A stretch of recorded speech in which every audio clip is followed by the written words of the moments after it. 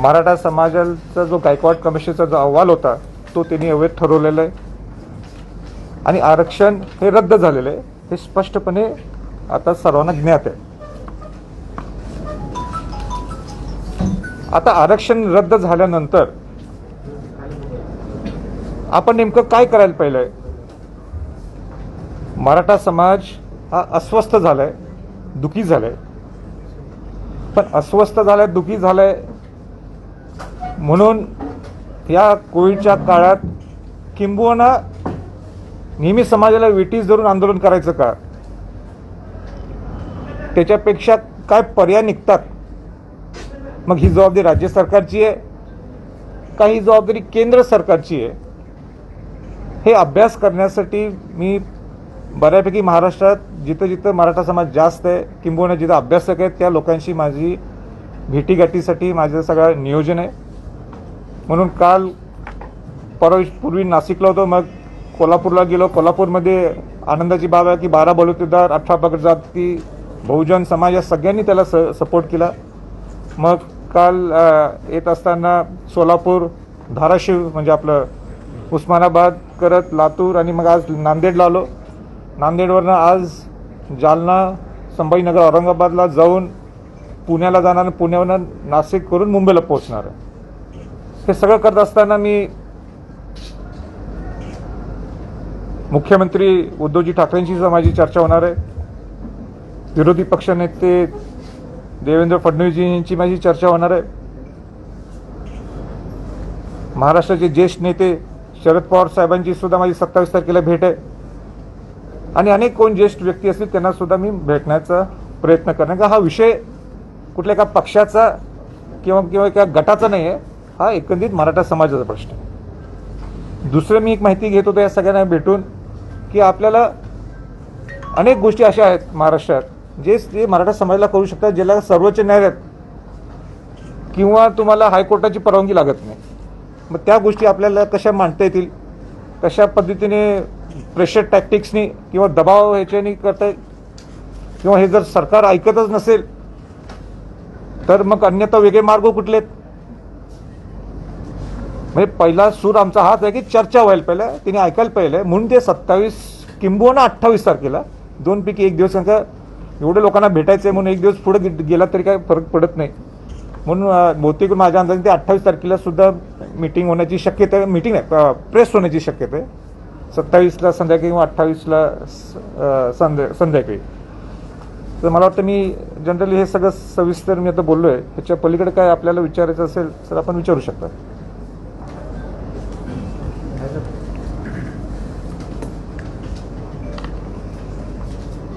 ये जो पूरा विषय है सेंट्रल गवर्नमेंट के अंदर में अब चला गया ऐसा लगता है कोर्ट के निर्णय आने के बाद, तो इसमें क्या लगता है जो महाराष्ट्र सरकार बोल रही है कि आप जो कुछ करेगी सेंट्रल गवर्नमेंट करेगी, मोदी सरकार करेगी, तो आप क्या लगता है कितनी सही है? नाही, म्हणूनच तो मी मराठीत बोलतो.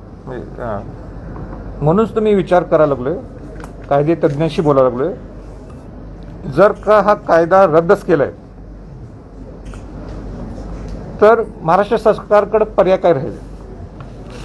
आता मी हे मला माहीत आहे की सगळ्याच काही ह्या सरकारने सगळ्या गोष्टी मांडल्या तिथं अहवालमध्ये, सगळ्याच काही बरोबर आहेत असं नाही. मी स्वतः त्यांना सांगत होतो की अनेक्शस ट्रान्सलेट करा, तर ते काही केले नाहीत शेवटपर्यंत. म्हणून किंवा आत्ताचं सरकार म्हणते जो कायदा SCBCचा झाला हा काय म्हणजे त्याच्यात कॅपॅसिटी नव्हती, त्या ह्याच्यात क्रेडिबिलिटी नव्हती, म्हणून ते एकमेकाशी उडवलं. पण मला कोणाची चुका करण्यासाठी मी आज तिथं आलो नाही.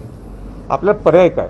जसं एक पर्याय तुम्ही जसं म्हटला केंद्राकडे, हो ते कायदे तज्ज्ञ सांगून देत आपल्याला की मी अभ्यास करून मी तयार केलं की ह्या लोकांसाठी, त्यासाठीच मी भेटायला आलो की आपल्याला यातनं मार्ग काय निघतो का.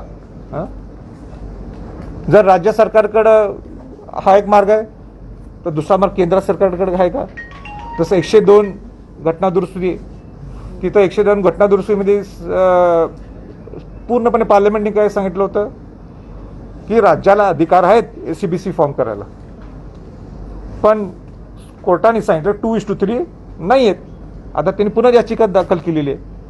आता पुनर्याचिका दाखल केल्यानंतर ते कोर्ट मान्य करेल काय नाही, मान्य केलं तर पुढची स्ट्रॅटेजी आपली काय असायला पाहिजे.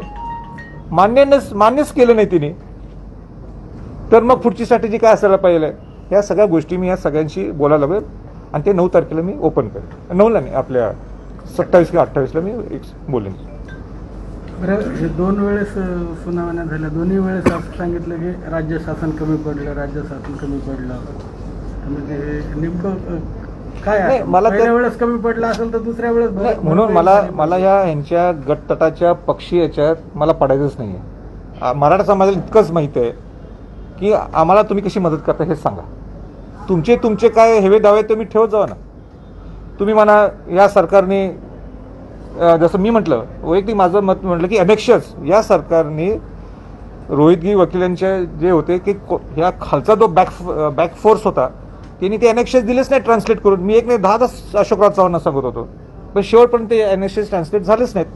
पण हे आता हे सगळे जुन्या इतिहास सांगण्यापेक्षा, माझं तुझं करण्यापेक्षा मार्ग काय काढता येईल हे सांगाल. मला वाईट वाटतंय की आजही सत्तेधारीतले लोक सुद्धा आणि विरोधी पक्षातले सुद्धा दोन्ही आताही मार्ग काय काढायचे बोलत नाहीत.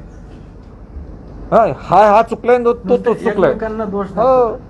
समितीच्या आणि- अध्यक्ष अशोक चव्हाणांवरही बऱ्याच टीका झालेला आहे. तर तुमचं काय म्हणणं आहे? कारण म्हणजे जे वकिलांना संपर्क करायचा होता, वारंवार जायचं होतं, ते एकदाही सुप्रीम कोर्टात त्यांनी हजेरी लावली नाही. आपणही काही आरोप केले होते दिल्लीमध्ये. नाही, मी सांगतो ना, मला वैयक्तिक कोणाच्यावर बोलायचं नाही. पहिलं जे मी कोणाला टीका केली नाही, मी नेहमी सूचना देत आलोय.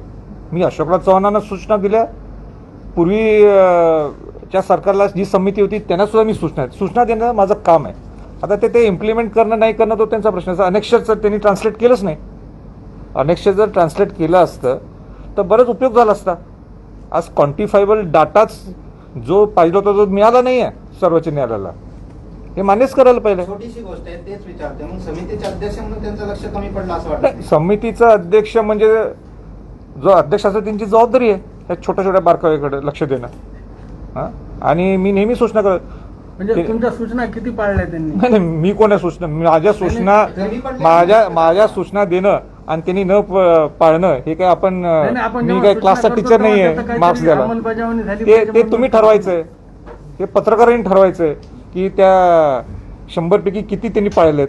पण माझं काम आहे सूचना द्यायचं, ते मी केलेलं आहे आणि ते मी ह्याच्या पुढेही करीत राहणार. आणि वाटतं की त्यांनी पाळल्या नाही. म्हणजे आज अशोकरांच्यावर टार्गेट आहे तुमचं. बरं, काय म्हटलं? काय म्हटलं? मराठा उपसमितीचे ते अध्यक्ष आहेत, त्यामुळे त्यांनी कितपत पाळल्यात ह्या सूचना? नाही, मराठा समितीचा कोणीही अध्यक्ष असला त्याची जबाबदारी असते. हां, आज रायगड प्राधिकरणचा मी अध्यक्ष आहे तर तिथलं काम व्यवस्थित व्हायला पाहिजे, ती माझी जबाबदारी आहे. आणि जर अनेक्षाचं मी जसं बोललो तर त्यांनी आपण विचारलं त्यांना काय अनेक्ष दिले नाही. अशोकराव चव्हाणांनी त्यांची जबाबदारी पूर्णपणे व्यवस्थित पार पाडली नाही का असं वाटतं? ते मी नाही आहे ना 100पैकी 50 अभी इल्जाम लगा रहे हैं कि भाई आपने मैं इल्जाम नहीं लगा रहा हूँ. सुनिए, नहीं, मैं इल्जाम नहीं लगा रहा हूँ. आपका स्टेटमेंट बिल्कुल गलत है. उन्होंने एनएसएस का ट्रांसलेशन नहीं कराया, हाँ. इसकी वजह से आप कम पड़े वहाँ पर. तो सीधी बात ये है कि अशोकराव चौहान यहाँ पे कम पड़े. वो मार्क्स आप दीजिए ना, कितना देना है?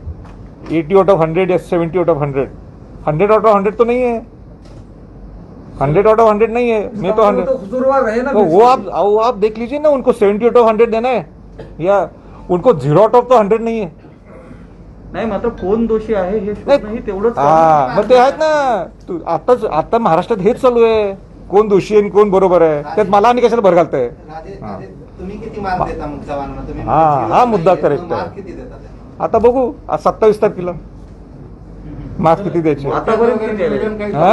आतापर्यंत मार्क्स किती आहेत? आता मुलं सगळे लोक सांगायला लागले त्याचा अभ्यास करायला लागले किती मार्क्स द्यायचे. मोर्चाचं नियोजन वगैरे आहे का आता पुढे नाही, अजून काही नियोजन केलेलं नाही आहे. पण महामारी इतकी आहे कोरोनाची, अशा वेळी करणं हे महत्त्वाचं नाही. आपला जीव असला तर आपण आरक्षणाचा लढा देऊ शकतो. पण सगळ्यात महत्त्वाचं काय आहे की रस्त्यावर काय यावं.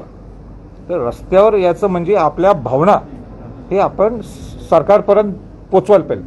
58 मोर्चाच्या माध्यमातून आपण आपल्या भावना पोचवलेत ना, आणि लोकांना वेटी सोडून आणि आणायचं.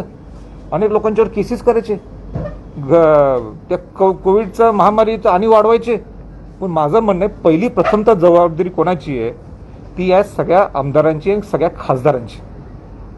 आमची जबाबदारी माझ्या सकट हे नाही मांडायला पाहिजे. हा विषय ह्याचा आहे, न्यायप्रविष्ट विषय आहे. इथं सामान्य माणसाला कशाला पळवायचं.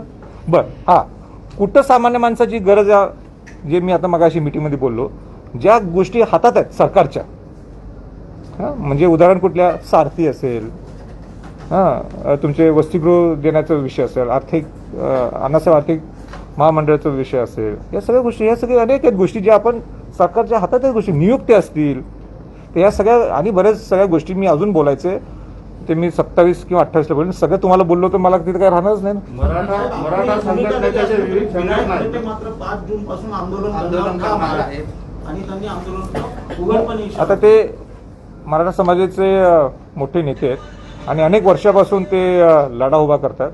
त्यांच्या स्टाईल वेगळी असेल आणि म्हणून तो त्यांचा प्रश्न आहे. माझी स्टाईल वेगळी आहे. मराठा समाजांचे जे वेगवेगळे विविध प्रकारचे वेगवेगळ्या संघटनाच्या वेगवेगळ्या मागण्या आहेत, यामुळे तर सरकार संभ्रमात पडून ते पोहोचू शकले नाही असं नाही, ते नाही, मला नाही वाटत. हे पळवाट आहे असं जर असं म्हणत असतील तर. सर ये पूरे विषय का एक सोल्यूशन बाला साहब अम्बेडकर ने भी ये दिया था कि गरीब मराठा अमीर मराठा जब तक कैटेगरी नहीं होगी तो समाज को रिजर्वेशन नहीं मिलेगा. तो क्या उनका ये एंगल सही है? नहीं, ऐसा कैटेगरी उन्होंने किया था, मुझे नहीं लगता. स्टेटमेंट किया था. तो अब मुझे आप वो मुझे आप डॉक्यूमेंट दीजिए तो उस हिसाब से मैं बोल सकता हूँ. पर ये 100% है कि जो बाबा साहेब अम्बेडकर ने जो रिजर्वेशन दिया है वो यही है कि सोशल इक्वालिटी होनी चाहिए और वो जो गरीब मराठा है, हाँ, उसको न्याय मिलना चाहिए. हाँ, मराठा नहीं, जो गरीब है उसको न्याय मिलना चाहिए, वो इसलिए वो रिजर्वेशन है. और जो सोशल बैकवर्डनेस है, हाँ, अदर देन इकोनॉमिकल स्ट्रक्चर, उसको भी एक इक्वलिटी लाने के लिए वो बाबा साहेब अम्बेडकर का रिजर्वेशन था.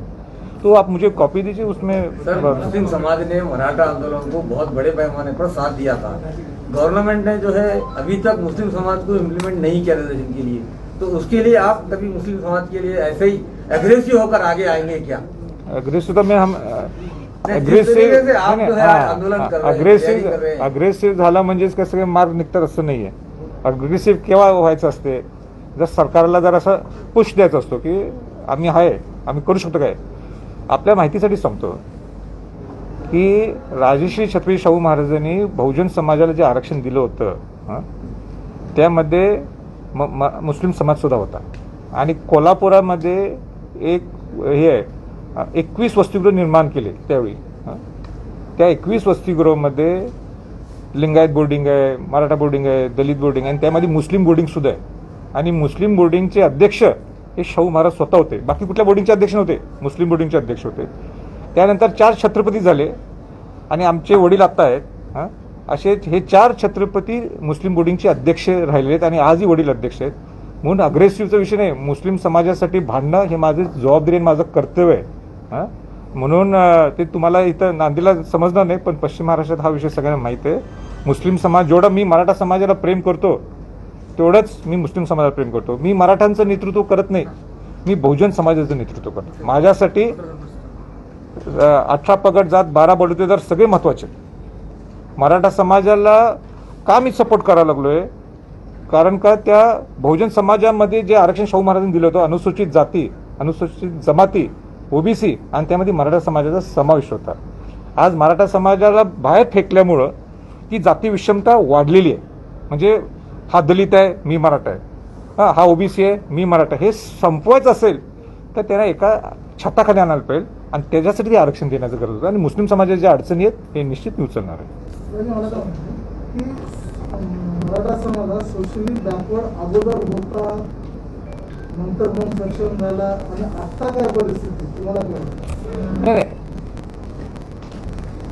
1900 ब्रिटिश लोकांनी 1958 ते 1948 पर्यंत मराठा समाजाला ओबीसी मध्ये आरक्षण देत होते. त्याला म्हणत होते intermediate class community. Intermediate class community मी माझ्या पार्लमेंटच्या भाषणाने मी बोललोय.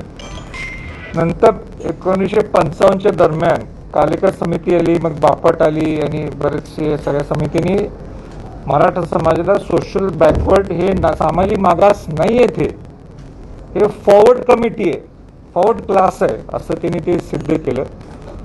त्याचंच त्याच्यावर डिबेट म्हणण्यापेक्षा त्याच्यावर ती चर्चा इथं झाली परवा हायकोर्टात, आणि तिथं गायकवाड कमिशनच्या माध्यमातून आपल्या वकिलांनी ती चांगली बाजू मांडली आणि आपण खऱ्या अर्थाने सामाजिक मागास कसा आहोत हे त्यांनी सिद्ध केलं. आज सुद्धा माझं हेच म्हणणं आहे की एक 30% हा श्रीमंत वर्ग आहे मराठ्यांचा, पण 70% गरीब वर्ग आहे आणि तो खऱ्या अर्थाने मराठवाड्यात जास्त आहे. आणि म्हणून तुम्ही मराठवाड्यातल्या सगळ्या पत्रकारांनी जास्तीत जास्त बाजू या मराठा समाजातल्या घ्यायची. त्याचं खरं दुखणं आम्हाला नाही आहे पश्चिम महाराष्ट्रात, खरं दुखणं हे मराठवाड्यात आहे. म्हणून मराठ्यांना जर खरं जगवायचं असेल तर आपल्याला अनेक गोष्टी कराव्या लागतील, नाहीतर वाईट परिस्थिती निर्माण होईल.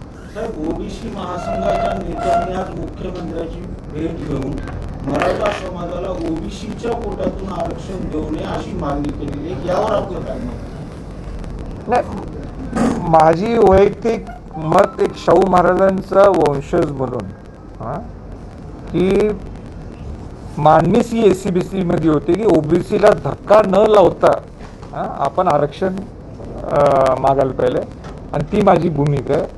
अनेक संघटनांचं म्हणणं आहे की आपल्याला OBC मध्ये घालावं, पण ते घालता येते का? कारण तुम्ही स्वतः सामाजिक मागास नाही आता, तुम्ही ओपनमध्ये गेलाय. तो सुद्धा टेक्निकल बाब आहे. ते सरकारला या सगळ्या गोष्टी माहीत आहेत आणि सरकार ठरवलं. पण माझी वैयक्तिक पॉलिसी जर विचारली तर बहुजन समाजाला न दुखवता सगळ्यांना आरक्षण द्यायला. आरक्षणाच्या संदर्भामध्ये तुम्ही पंतप्रधानांना भेटणार? ठीक आहे, ते जर आम्हाला भेट देता मी भेटू आमच्या भावना व्यक्त करायला. दुसरा प्रश्न असा आहे की इतर समाजाचे मुलं जे काही ओपनमध्ये येऊन जे फॉर्म भरतात, काय म्हणतात? ओपनमध्ये येऊन फॉर्म भरतात नोकरीसाठी, त्याविषयी सरकार भूमिका काढणार असेल किंवा ओपनमध्ये त्याचे आरक्षण त्यांनी फॉर्म भरायला ओपनमध्ये येऊन. नाही, मला प्रश्न नाही समजला. आरक्षण वाले ओपन मधून फॉर्म भरतात असं म्हणायचं त्यांना. नाही, हे बघा, आता ते जी घटना लिहिलेली आहे त्या घटनेत जे रिझर्वेशनमधले लोक आहेत, तुम्ही ओपनमध्ये जे फॉर्म भरतात तुम्ही त्यांना थांबवू शकत नाही, कारण का ते बाय मेरिट ते जातात. आणि म्हणून बाय मेरिटमध्ये येत असाल तर आपली घटना अशी आहे की त्या बाय मेरिटमध्ये जाणाऱ्या लोकांना तुम्ही अडवू शकत नाही. गिरीश पुस्तकामध्ये संभाजी महाराजांबद्दल आक्षेपार्ह लिखाण केले. त्या माणसाला पहिलं म्हणजे महाराष्ट्रात फिरून चालत नाही. त्या माणसाचं जे पुस्तक आहे महाराष्ट्र सरकारने जबाबदारी घ्यायला पाहिजे की ते पुस्तक बॅन व्हायला पाहिजे. नुसतं महाराष्ट्रात नाही तर ते पूर्ण भारतात ते पुस्तक बॅन व्हायला पाहिजे, आणि महाराष्ट्राने त्याचा धिक्कार करायला पाहिजे. जो संभाजी महाराजांच्या आणि त्यांच्या आईंच्याबद्दल राजाराम महाराजांच्या आईंच्याबद्दल लिहितो की आपण खपूचो कसं घेतोय आणि आपण एवढी चर्चा काय करतोय, आजपर्यंत सरकारने निर्णय का घेतला नाही. या सरकारने माझे आव्हान आहे आज की ताबडतोब ते पुस्तक बॅन व्हायला पाहिजे. महाराष्ट्रात नाही पण देशात तुम्ही डायरेक्ट होम मिनिस्ट्रीला आजच्या आज तुम्ही लिहा, आणि खरं आंदोलन आम्ही जर महाराष्ट्र आला त्याला फिरकूसो देणार नाही, तो कोण आहे कुबेर असं लिहू सुद्धा कसं शकतो, तो धाडस सुद्धा कसं करू शकतो. He should be put straight there and there itself. मला आश्चर्य वाटलं काल तुमच्यासाठी रागने, मला आनंद आहे तुम्ही हा प्रश्न विचारला. मला काल पत्रकारांनी सुद्धा प्रश्न नाही विचारला पूर्ण काल दौऱ्यात. मेन प्रश्न हा आहे आज सुद्धा. अश्लील नाही तो, इतका घाणेरड्या पद्धतीने लिहितो.